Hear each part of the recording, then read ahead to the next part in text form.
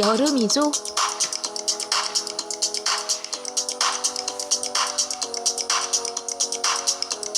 다들 선풍기 켜셨나요?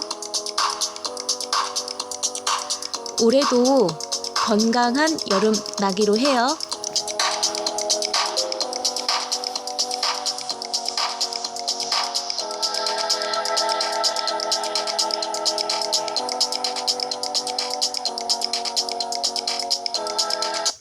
Y뉴스 외전 책 읽어주는 여자 나디아입니다.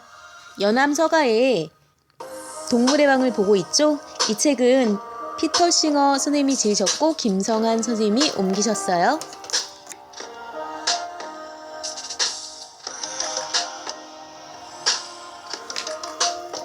오늘은 제3장 지금 공장식 농장에서는 에서 도축의 현장을 보도록 할게요.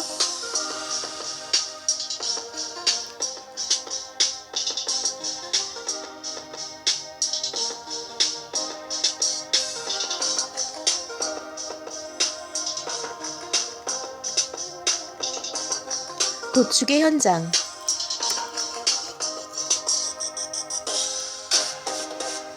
동물을 죽이는 것은 그 자체가 마음이 괴로워지는 행위다. 만약 우리 손으로 먹을 동물을 직접 죽여야 한다면 우리 모두가 채식주의자가 될 것이라는 말이 있을 정도다. 물론 도축장에 가본 사람은 얼마 되지 않으며 도축장 운영에 관한 방송은 TV에서 인기가 없다. 개중에는 구입하는 고기가 고통 없이 죽은 동물들의 것이길 바라는 사람들도 있겠지만 이에 대해 알고 싶어하는 사람들은 거의 없다. 어쨌거나 고기를 구입함으로써 동물의 죽음을 방조한 사람들은 자신들이 구입한 고기의 생산이 이루어지는 이런저런 측면에 사실상 도움을 주었음을 부정할 수 없다.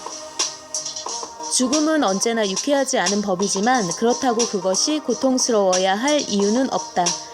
계획대로 나아간다면 인도적 도축에 관한 법률이 시행되고 있는 선진국에서는 동물들이 죽음을 순식간에 고통 없이 맞이하게 될 것이다. 동물들은 전류나 가축 도축용 총을 맞고 기절하게 되고 무의식 상태에서 숨통이 끊어진다.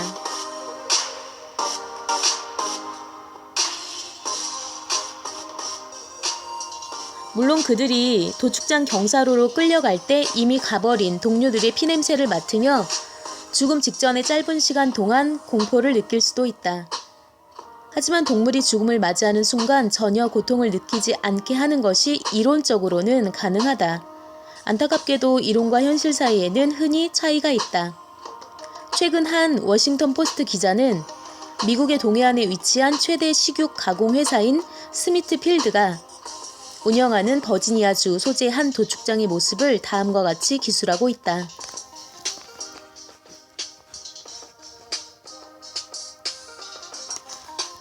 돼지고기 생산 과정은 고도로 자동화된 최첨단 기술이 사용되는 공장에서 밀폐된 플라스틱으로 깔끔하게 포장된 얇게 썰어놓은 베이컨과 햄이 컨베이어 벨트로부터 굴러 떨어지면서 끝난다.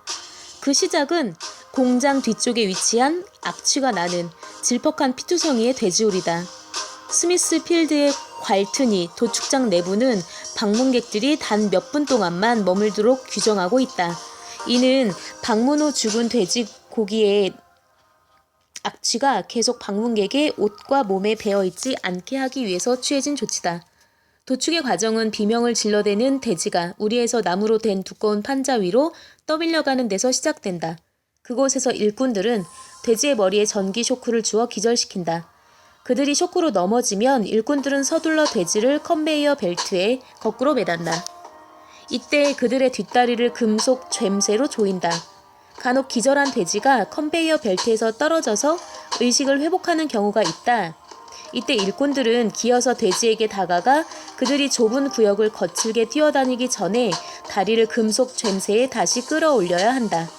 일꾼들은 기절하거나 여전히 꿈틀거리는 돼지들의 경정맥을 칼로 찔러 대부분의 피가 몸에서 빠져나가게 하는 방법으로 도축을 한다. 다음 단계로 도축된 돼지들은 유혈이 낭자한 도축장으로부터 펄펄 끓는 단지로 옮겨지게 된다.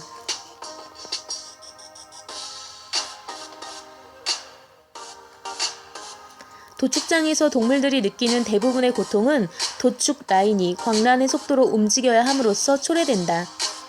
경쟁에서 이긴다는 것은 경쟁 업체에 비해 도축장에서 시간당 더욱 많은 동물들을 죽인다는 것을 의미한다. 예를 들어 미국의 한 대규모 공장의 컨베이어는 1981년 1시간에 225마리를 도축했는데 1986년에는 1시간에 275마리를 도축할 정도로 빨라졌다. 더 빨리 일하라는 압력은 주의가 소홀해진다는 것을 의미한다. 이는 동물 처리에만 국한된 사실이 아니다. 1988년 미 의회의 한 위원회는 미국의 산업 중에서 상해와 질병의 비율이 가장 높은 업종이 도축산업이라고 보고했다. 매년 5만 8천 명의 도축장 피고용인들이 상해를 입는다는 증거가 제시됐다. 이는 하루 약 160명이 상해를 입는다는 말이다. 만약 인간에 대해 이 정도로 주의가 소홀하다면 동물의 운명은 어떡하겠는가? 도축산업의 또 다른 주요 문제점으로 지적할 수 있는 것은 이것이 불쾌한 일이기 때문에 피고용인들이 오래 붙어있지 못한다는 사실이다. 이직률이 60에서 100%에 이르는 경우도 그리 드물지 않다. 이는 계속 교체되는 미숙한 직원들의 낯선 환경에서 두려움에 떨고 있는 가축들을 다룬다는 것을 의미한다. 인도적인 도축법이 시행되고 있음으로써 이론상 도축장에 대한 상당한 통제가 이루어지고 있는 영국에서 정부는 농장동물복리협의회를 통해 도축장을 조사한 적이 있는데 그들은 다음과 같은 사실을 발견했다. 우리는 수많은 도축 과정이 동물에게 고통을 줄 가능성이 매우 높다는 것을 도축업자들이 의식하지 못하고 있고 이에 무감각하기도 하다고 결론을 내렸다. 협의회는 다음과 같이 덧붙이고 있다. 적절한 도구를 사용하는 숙련된 기술자가 불필요한 고통을 야기하지 않으면서 효과적으로 동물을 기절시켜야 한다는 법률이 있음에도 그러한 법률이 적절히 효력을 발휘하고 있는지 의심스럽다.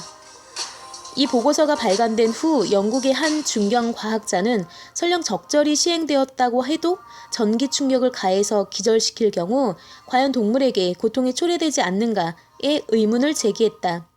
서리대학의 생리학 강사이자 응용신경생물학과의 통합실험실 부장인 해럴드 힐먼 박사는 전기충격을 우연히 경험했건 또는 정신병 치료를 위해 전기충격요법을 받았건 전기충격을 경험한 사람은 커다란 고통을 받았다고 보고하고 있음에 주목한다. 그가 현재 인간에게는 일반 마취제를 투여한 상태에서 전기충격요법이 시행되고 있다는 사실을 지적하고 있음은 의미심장하다. 만약 전기 충격을 받을 때 환자가 즉각적으로 고통을 느끼지 않는다면 마취제는 필요하지 않을 것이다. 힐먼 박사는 이러한 이유로 미국의 일부 주에서 사형 집행 방법으로 이용되고 있는 전기 처형이 인도적인가에 대해 의문을 제기하고 있다. 전기 의자에 앉아있는 죄수는 순간적으로 마비가 생기지만 그렇다고 의식을 잃는 것은 아니다. 이렇게 말하고 나서 힐먼 박사는 도축장에서 동물에게 전기 충격을 가해서 기절시키는 관행으로 화제를 돌린다. 기절시키는 것은 인도적인 것으로 느껴진다. 왜냐하면 동물들이 기절하면 고통이나 고뇌로 괴로워하지 않는다고 생각할 수 있기 때문이다. 이는 확실히 틀린 생각이다. 전기 의자의 경우에서 지적한 바와 같은 이유에서 그렇다.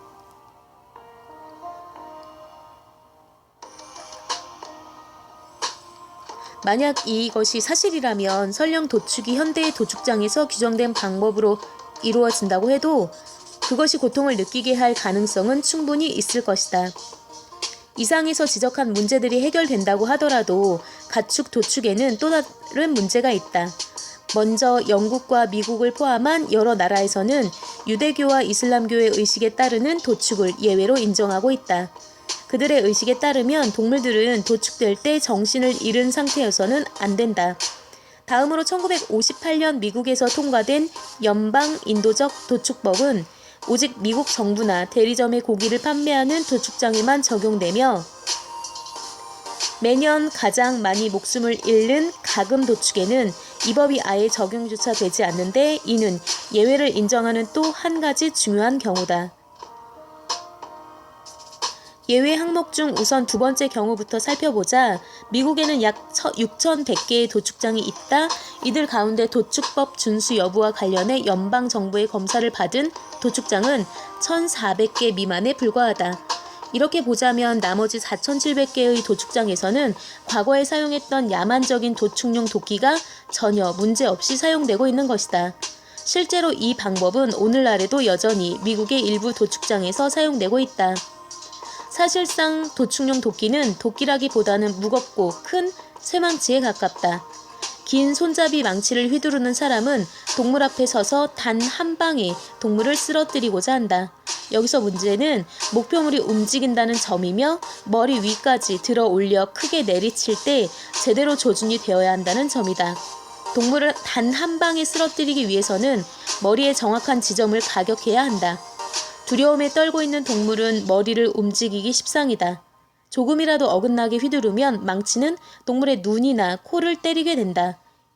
동물은 고뇌와 두려움으로 마구 몸부림치게 되는데 이 때문에 동물의 의식을 잃게 하기 위해 몇 번의 가격이 더 필요하게 된다. 아무리 도축용 도끼를 휘두르는 데 익숙한 사람도 항상 완벽하게 목표를 가격하기란 쉽지 않다. 이러한 작업에서는 시간당 80마리 또는 그 이상을 도축해야 한다. 100번 휘두르는 중 단 한 번만 실수를 해도 결국 여러 마리의 동물들에게 매일 엄청난 고통을 주게 되는 것이다. 이 밖에 도축용 도끼를 사용하는 기술을 제대로 익히려면 숙련되지 않은 사람이 수없이 많이 연습해 보아야 한다는 사실을 잊지 말아야 한다. 연습은 살아있는 동물을 대상으로 행해지게 된다. 왜 모든 사람들이 비인간적이라고 비난하는 이와 같은 원시적인 방법이 아직도 사용되고 있을까? 그 이유는 다른 동물 사육의 경우와 다를 바 없다. 즉, 인도적인 절차를 사용할 경우 시간당 도축할 수 있는 가축들의 수가 줄어들고 이로 인해 비용이 많이 들 수 있기 때문이다. 공장의 입장에서 보자면 다른 경쟁사가 오래된 방식을 고수하는데 굳이 자신들만 인도적인 방식을 채택하여 경쟁에서 뒤질 이유가 전혀 없다. 가축 도축용 총 점화를 위한 충전에 드는 비용은 동물당 단지 몇 %에 불과하다. 몇 센트에 불과하다. 하지만 도축장은 그것도 비싸다고 그 방법을 사용하길 주저한다. 긴 안목으로 볼 때 전기를 통해 기절시키는 방법을 사용할 때 비용이 절감되지만 그 설치 비용이 만만치 않다. 법률로 이러한 방법들 중 한 가지를 선택하라고 강제하지 않는 이상 도축업자들이 그러한 방법들을 사용할 리 만무하다. 종교적 의례에 따르는 도축은 죽이기 전에 기절시켜야 한다라는 조항이 따를 필요가 없는데 이는 인도적인 도축법을 피해가는 또 다른 구멍이다. 정통 유대교와 이슬람교의 식사 계율에 따르면 죽일 때 건강하게 살아 움직이지 않는 동물의 고기를 먹어서는 안 된다. 그런데 기절시키는 것은 숨을 끊기 전에 동물에게 상해를 가하는 것으로 간주되기 때문에 용납되지 않는다. 이와 같은 요구가 생긴 역사적 배경에는 아프거나 죽은 동물의 고기를 먹지 못하도록 하려는 생각이 숨겨져 있을 것이다.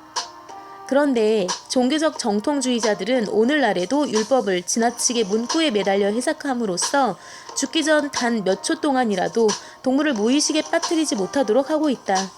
도축은 급소와 경동맥을 겨냥해 날카로운 칼로 단 한 번에 베어버림으로써 이루어지도록 되어 있다.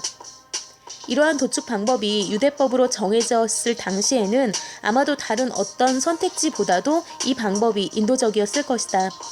하지만 이제 그러한 방법은 예를 들어 가축 도축용 총을 사용하여 즉각적으로 동물들의 의식을 잃게 하는 도축보다 인도적이지 못하다. 또한 미국에서는 특별한 상황으로 한때 이러한 도축 방법의 배후에 놓여있던 인도적인 의도가 이상하게 변질되었다. 이는 의례적 도축의 조건과 1906년에 통과된 정결한 음식과 약품에 관한 법률이 결합되어 나타난 결과다. 이 법은 위생상의 이유를 들어 도축된 동물이 이전에 도축된 동물의 피 위에서 나뒹굴어서는 안 된다고 규정하고 있다. 사실상 이는 동물이 도축장 바닥에 쓰러져 있을 때가 아니라 컨베이어 벨트 또는 어떤 다른 방식으로 매달린 상태에서 도축당해야 한다는 것을 의미한다. 이러한 조건은 동물들이 도축을 당하기 전에 완전히 의식을 상실한 경우에는 별다른 병리상의 문제가 없다. 왜냐하면 동물이 의식을 잃고 나서야 비로소 매달리기 때문이다. 그러나 동물이 도축당할 때 의식을 잃지 않아야 한다면 이러한 법으로 끔찍한 결과가 초래된다. 미국에서 의식에 따라 도축되는 동물들은 바닥에 엎어지자마자 신속하게 도축을 당하는 대신 뒷다리에 족쇄가 채워져서 공중에 끌어올려진다. 그리고는 완전히 의식이 있는 상태에서 2분에서 5분 동안, 그리고 만약 무엇인가 도축 라인에 문제가 발생할 경우 그보다 더 길게 컨베이어 벨트에 거꾸로 매달려 있게 된다. 이 상태에서 도축자가 동물의 목을 자른다. 이 과정은 다음과 같이 묘사되고 있다. 454에서 907kg 사이에 몸무게가 나가는 소의 사지를 무거운 쇠사슬로 꽁꽁 묶어놓고 다리를 획 잡아당기면 가죽이 찢어지며 살이 뼈와 분리된다. 중수골은 툭 부러지거나 부스러지기 일수다. 관절이 파열된 채 흔히 다리가 부러진 채 거꾸로 매달린 동물은 고통과 두려움으로 몸을 미친 듯이 비틀어댄다. 동물의 목을 꽉 붙들어 매거나 종교 계율에서 규정해 놓은 것처럼 콧구멍에 죬새를 삽입하여 도축자가 일격에 죽일 수 있도록 해야 한다. 이러한 경우 이상으로 계율의 자구에 엄격하게 얽매여 그 정신을 그르치는 명백한 사례를 상상하기란 힘들다. 하지만 모든 정통 랍비들이 죽이기 전에 동물들을 기절시키는 데 반대하는 것은 아니다. 예를 들면 스웨덴, 노르웨이, 스위스에서는 랍비들이 의례적 도축에서도 예외 없이 기절을 요구하는 법령을 수용하고 있다. 많은 이슬람 교도들 또한 도축에 앞서 동물을 기절시키는 데에 찬성하고 있다.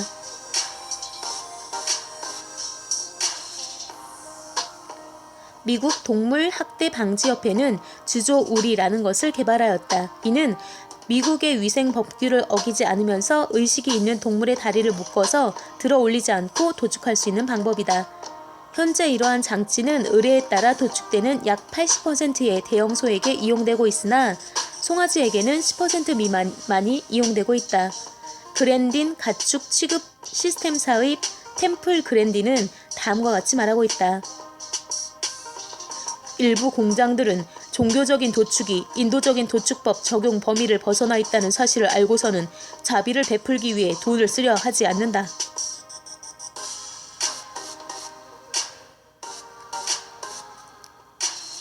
유대교나 이슬람교의 식사법을 따르지 않는 사람들은 자신들이 구입하는 고기가 이와 같이 야만적인 방식으로 도축을 당하지 않았을 것이라고 믿을지도 모른다. 하지만 그들은 착각을 하고 있다. 고기가 정통 랍비에 의해 정결한 음식으로 승인되기 위해서는 동물이 의식이 있는 상태에서 도축되어야 한다는 것 외에도 혈관, 림프마디, 좌골신경과 그 지류 등과 같은 금지된 조직이 제거되어야 한다. 동물의 뒷다리와 엉덩이 부분으로부터 이러한 부분들을 잘라낸다는 것은 힘든 작업이다. 따라서 오직 앞쪽 4분의 1에 해당하는 부분만이 정결한 고기로 팔리며 흔히 나머지 부분들은 도축 목적에 대한 표시도 없이 슈퍼마켓의 선반 위에 올려놓여진다. 이는 이러한 고기에 대한 수요 충족에 필요한 수보다 훨씬 많은 동물들이 기절시키는 방법이 사용되지 않고 도축되고 있다는 사실을 의미한다. 영국의 농장 동물복리 심의회는 의뢰에 따라 도축된 고기 중 상당수가 시장에서 판매되고 있을 것으로 추산했다.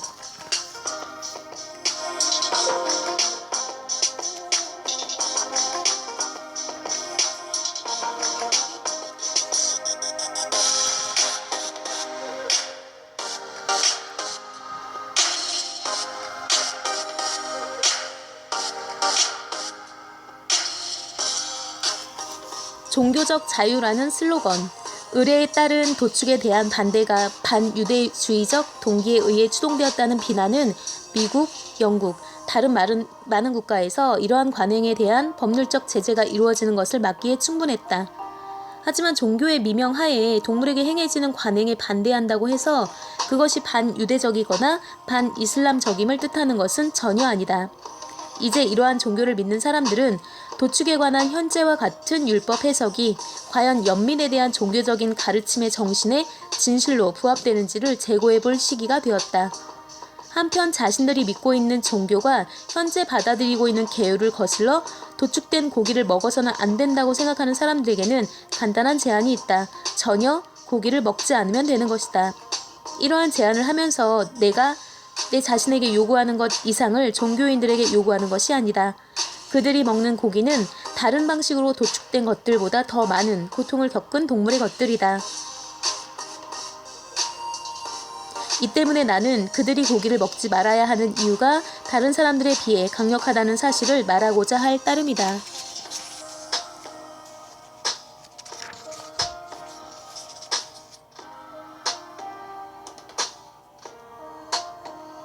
동물의 복리를 향한 발걸음.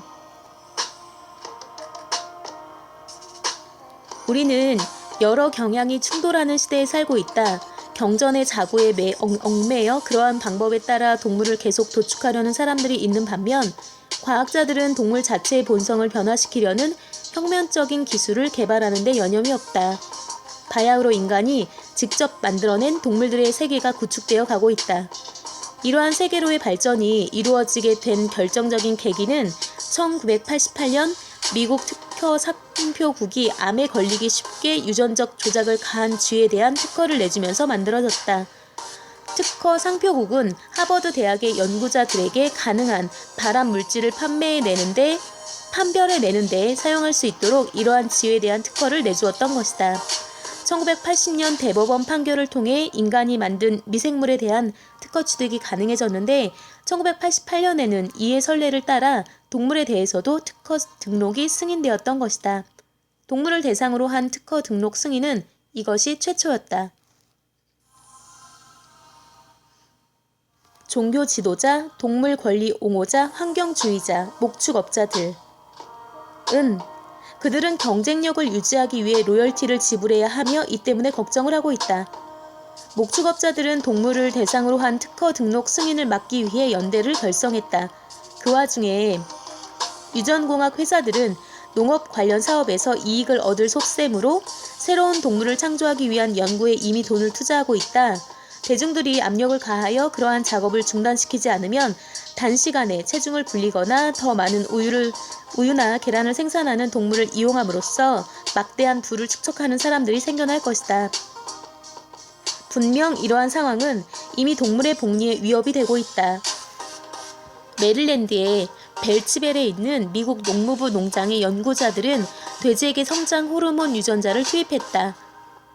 유전적인 변화가 일어난 돼지에게는 폐렴, 뇌출혈, 보행을 할 수 없을 정도로 커다란 타격이 가해지는 관절염 등의 심각한 부작용이 나타났다. 피실험 돼지들 중 오직 한 마리만이 성체가 될 때까지 살아남았고 그 후 불과 2년을 더 살았다. 이 돼지는 영국의 한 TV 프로그램, 적절하게도 머니 프로그램에 출연했다. 이 돼지는 서 있을 수가 없었다. 이 실험의 책임을 맡고 있는 한 연구자는 워싱턴 타임즈지에 다음과 같은 이야기를 들려주고 있다. 747 비행기와 비교해 볼 때 우리의 연구 수준은 라이트 형제의 단계에 놓여 있습니다. 수년 동안 충돌에 불타버릴 것이며 당분간 땅에서 멀리 이륙하지 못한 수준에 머물러 있을 것입니다. 하지만 충돌에 불타버리게 되는 것은 연구자들이 아니고 동물들이다. 워싱턴 타임스지는 유전공학을 옹호하는 사람들이 동물 복리에 대한 논의를 거부하면서 다음과 같이 말하고 있는 것도 인용하고 있다. 사람들은 수세기 동안 동물을 잡종으로 만들고 길들이며 도축해왔습니다. 또한 그들을 여러 방법으로 착취해왔습니다. 근본적으로 변할 것은 아무것도 없습니다.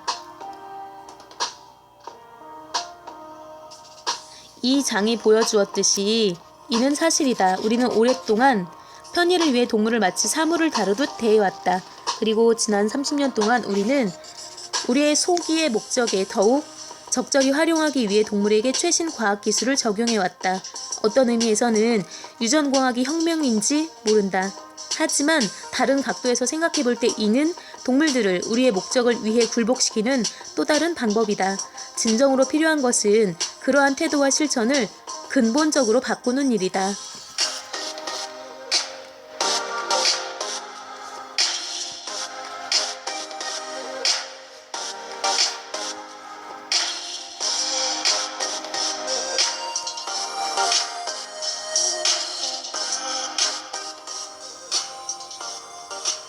인도적 죽음이라는 게 대체 뭔가요?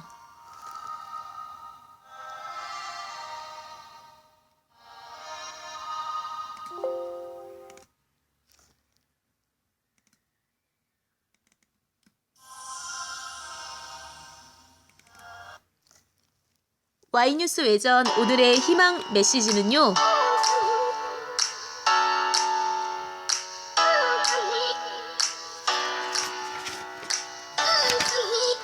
기다리는 동안 기다림은 사라진다 입니다.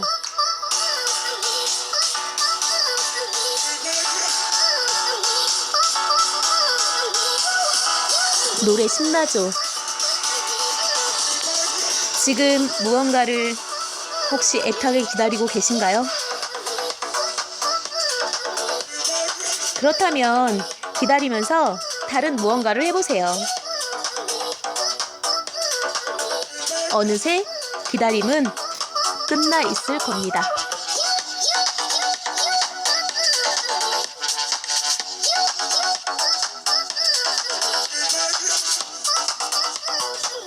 Y뉴스 외전 책 읽어주는 여자 94번째 시간은 여기까지예요. 95번째 시간에 먼저 가서 기다리고 있을게요. 기억하세요. 여러분은 아주 특별합니다.